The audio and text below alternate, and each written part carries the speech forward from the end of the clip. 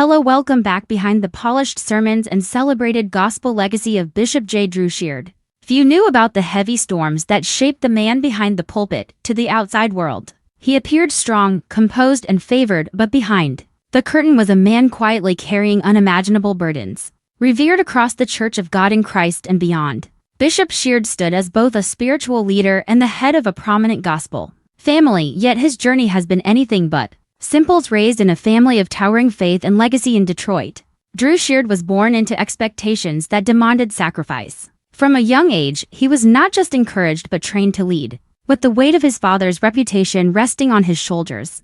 The emotional strain of having to always represent a lineage of spiritual authority shaped his personality. Early, he wasn't just a child growing into himself, he was growing into a mantle that was predetermined, and that burden never left him. When he married Karen Clark of the iconic Clark sisters, their union brought together two dynasties of gospel royalty. It looked perfect from the outside to gospel titans building a family and ministry. But perfection often hides pressure. Together, they carried the image of what a holy marriage and family should look like, with little space for emotional honesty. And while Bishop Sheard wore the weight with grace, there were moments when it nearly broke him. One of those came in 2001 when Karen went in for routine surgery and ended up in a coma. Doctors gave her less than a 2% chance of survival, and suddenly the man known for his faith and power in prayer found himself desperate, broken, and pleading with God like never before. He never left her side, fasting and praying constantly, refusing to let go even when the medical world had, against all odds, she survived. A miracle that transformed not only her life but his.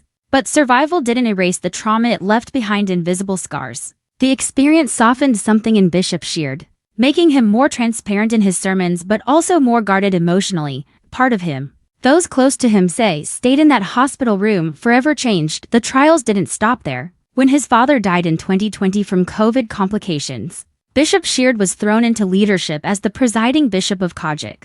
Though many saw this as his rightful promotion, behind the scenes, whispers of nepotism and backdoor politics swirled. There were leaders within the church who didn't believe he deserved the role and resented his quick rise, accusing him of leveraging his family's fame more than his ministry credentials. The criticism hurt not because it came from strangers, but from people within his own church community. He was trying to lead during a pandemic, navigating grief and transition, yet was being attacked by those he thought were allies. The criticism extended to his approach, with some claiming he was too modern, too polished, and too influenced by celebrity culture. Even his initiatives to expand the church digitally during the pandemic were met with resistance. But ironically, those same digital strategies kept congregations alive. Still, no matter what he did, it felt like someone would always disapprove, and that silent heartbreak began to weigh heavily on him. Things got even more personal when attention shifted to his children. His daughter Kiki, a gospel sensation in her own right, faced harsh public expectations despite her talent and faith.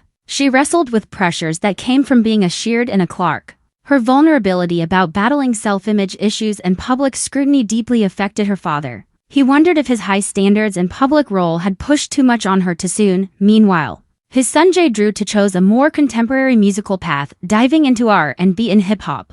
That choice didn't sit well with many in the gospel world. And the backlash wasn't just aimed at the son, it fell on Bishop Sheard as well. Some believed he'd failed to raise a true church son when in reality, he was doing everything in his power to support his children while still honoring his own values. The tension wasn't always loud, but it was there. Bishop Sheard walked a tightrope between grace and tradition, conviction and compassion, yet, through every storm, whether private pain or public attack, Bishop Sheard never abandoned his post. He kept preaching, kept leading, kept pouring into others even when his own spirit was depleted. He never openly lashed out, never aired his grievances publicly. But those close to him could see the toll. He became more cautious, more guarded. A man who had learned to trust carefully. The applause didn't always feel safe anymore. He didn't need the spotlight, he needed peace. And even though the world may never hear the full weight of what he's endured, his story is one of quiet resilience. A testimony that faith sometimes looks less like fire and more like survival. Through all the heartbreak, Bishop Sheard has remained a man committed to God, to his family, and to a calling that has cost him more than most will ever know.